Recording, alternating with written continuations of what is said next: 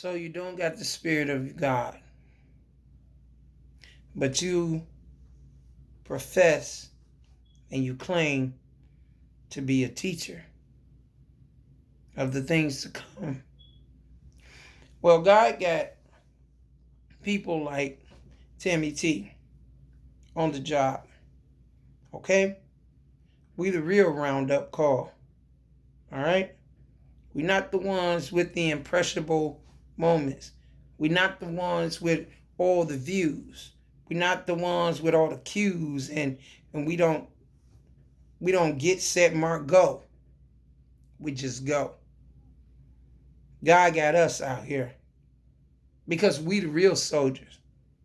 We'll ride the front line before a lot of y'all. Where do y'all get up at? What do y'all get off at? God said, making him up. Y'all made him up so long, now the truth must be told. The Most High God is real. All right? The Most High God is real. There are things going to come from the sky that mankind ain't never seen before to show y'all his image. Not only is you going to see his image, you're going to get an embark of his grace. You're going to get an embark of his mercy. You're getting that now through the prophets. If you can hear the prophets. Here y'all go. Let me tell you something out there in this world, you too. If y'all can't hear the prophets, you're not going to hear the sirens. If y'all can't understand the words that are coming out of our mouths, then you won't be able to speak our language. Y'all can have all of this preaching, all of this teaching, all of this mayhem and purity madness going on. Do y'all not know where we at? Let the prophets speak. We are about to witness something very, very, very, very scary. Very scary. And it's going to start showing herself little by little. See, this is what God's true prophets do. We're not out here trying to form a platform. We're not out here trying to say, I'm just telling you this, I'm just telling you that. And nobody really gives a damn about that shit. It don't really even matter. Truth of the matter is, God is close. The Most High, he's close. He's very close. And he's angry. Yeah, he's very angry. You want to know why he's angry? Because he held back his anger for so long. Imagine a person, and even if y'all can phantom this, imagine a spirit that has held back his anger for so long. Do you really think he coming in a course? Do you really think he coming in a way of, everybody understands, graphic? Do you really get this thing? God said, Tammy, tell them in the YouTube world. They don't understand what's coming back. He said, tell y'all don't understand what's coming back. Y'all don't understand what's right above us. You don't understand what's coming below us. So above, so below. So below, so above. Y'all do not get this. All this damn teaching y'all doing. Preaching this, preaching that, teaching it, teaching that, breaking it down. Solitude, and that, bam. It's something bigger than all that. Yeah, you ever heard that word? It's something bigger than all that. Well, y'all finna deal with something bigger than this. All that teaching and whamp, contending, all this going at it with each other. The prophets done already did that. The prophets done already contended. Yeah, the debate is over. It's ended.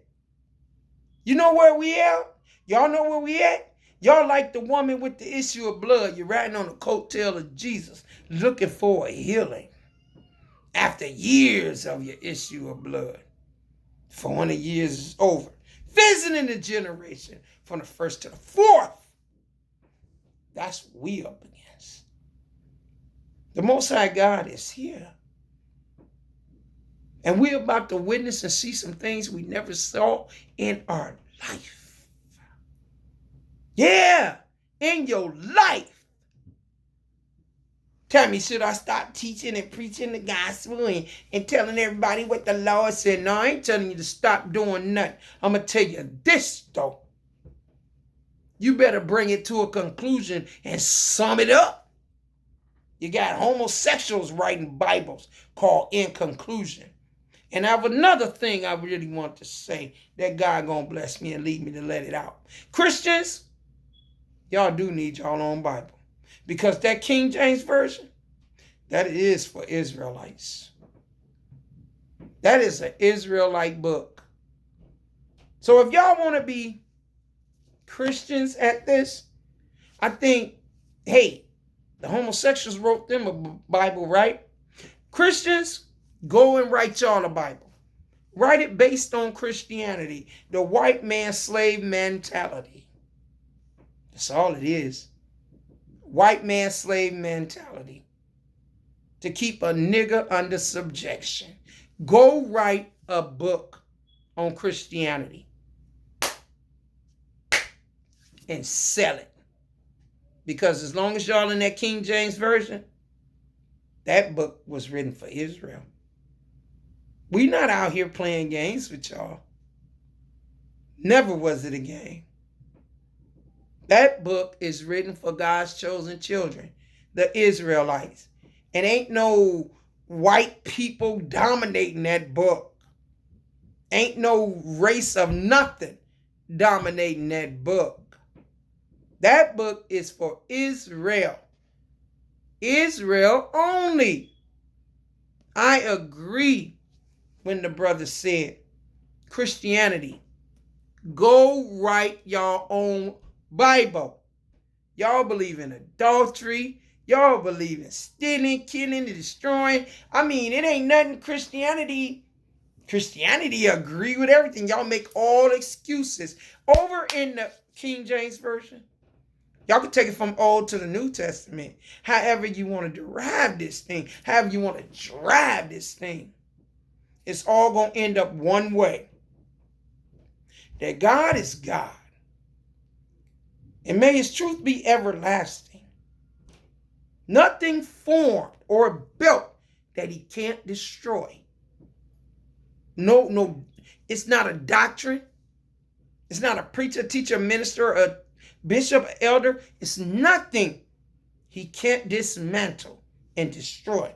We warning y'all of something very dangerous. There's things coming through the sky. Listen to Tammy T. As she prophesied that you've never seen before. It's coming. Second of all, Christianity. If y'all really want to think y'all are God's chosen children, which y'all are not, Christianity is nowhere in hell. Y'all are God's chosen children. All y'all do is make excuses for each other. Y'all divorced, married, adultery, fornication, and come on now. All those things we learned in the church world that were wrong, y'all condone. To this very day, y'all condone it. So can y'all be the children of God? No, y'all are ops. Christianity needs its own Bible. Somebody need to go write a Bible for Christianity. And leave the King James Version alone. And every other book that was taught before it. That's speaking on the Israelites in Israel. The promise was made to Abraham. My God told me, he said, Tammy, when a man start talking about he can have more than one wife, he showed me something. God said, Tammy, go in the sand. I said, what's in the sand, Lord? He said, go in the sand. He said, pick up the sand. Man, I got things around here in my little office about sand from Galveston. Yeah, like these little things. Like sand. God said, if a man could produce this many seeds from his one penis, then you outdoing God. The promise between Abraham was made with God. And Sarah was a part of it. Sarah called Abraham Lord. Why she called him Lord? Because that was the humbling spirit of the wife of a woman, Sarah. But when it came down to the promise, Sarah was wrong to offer her maid. Y'all don't got extra wives, God said. God said they got maids, Tammy. Those women are not their wife. Those women are the maids. And what do the maids do? They keep house. So until you as a single man can produce the seeds, like God told Abraham, I would give him his sons, his nation, how it shall be, as the stars, as the sands. Pick up a handful of sand. Can your one penis produce as many pebbles as sand? See, you don't play with God. God gonna outdo you every time.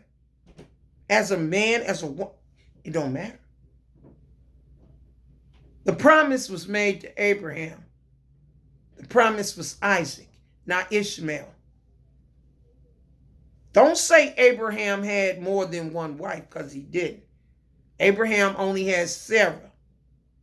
And y'all know the story about when they went into the city and Abraham told Sarah to pretend to be what, his sister? And every time a man tried to get close to her, the angels would slap them or smack them.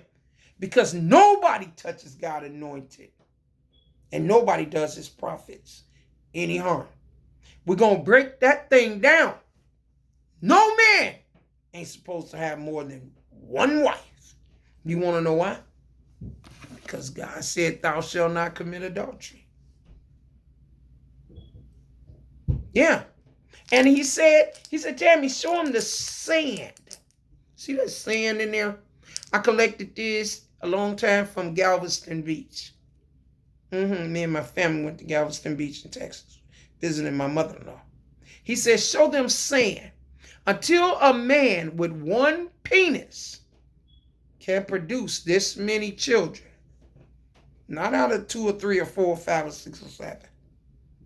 God already showed y'all that ain't how he reigns. That ain't how he even works.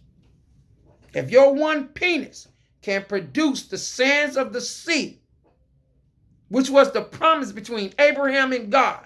It was a promise made between Abraham and God. The promise came through Abraham, Isaac, and Jacob. Y'all read the book of Nehemiah?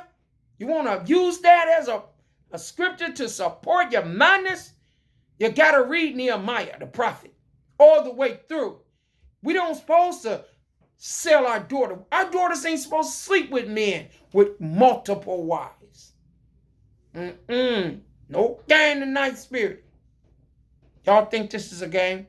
Y'all think we don't know the truth? Huh? Y'all just gonna teach this shit till you die, huh?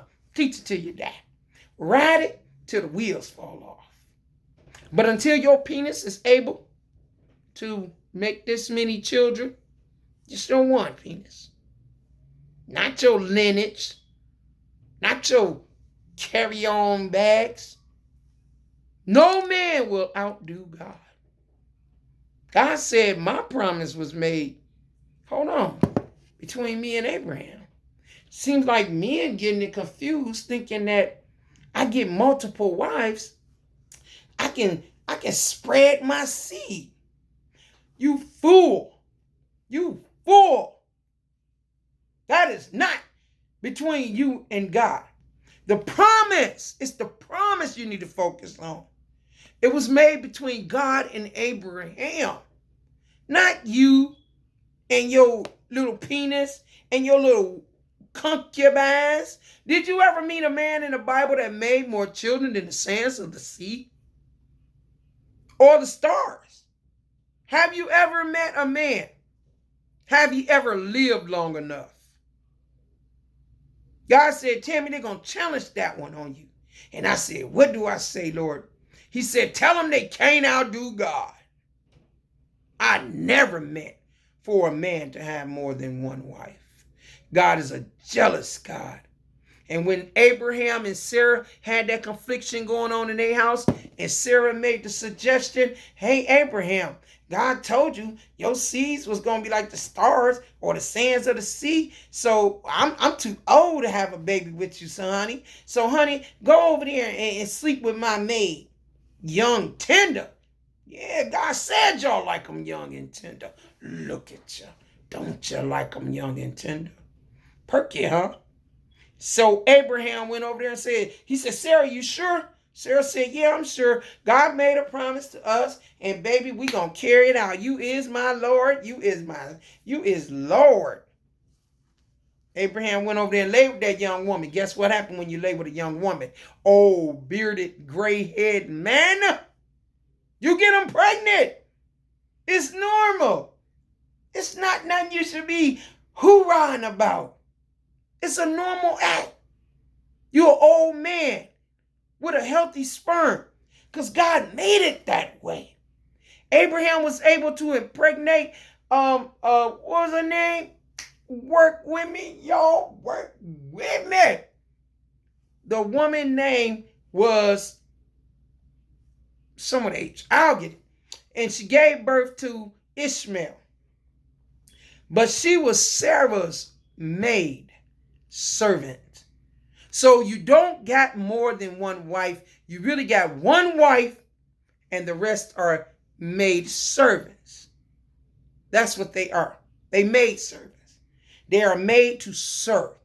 So if you want to play that stunt with God and God send your situation to your wife and your wife can't handle your conversation or your injustice on how she should handle you want to be a man in your energy of sex drive, that a woman ain't supposed to do.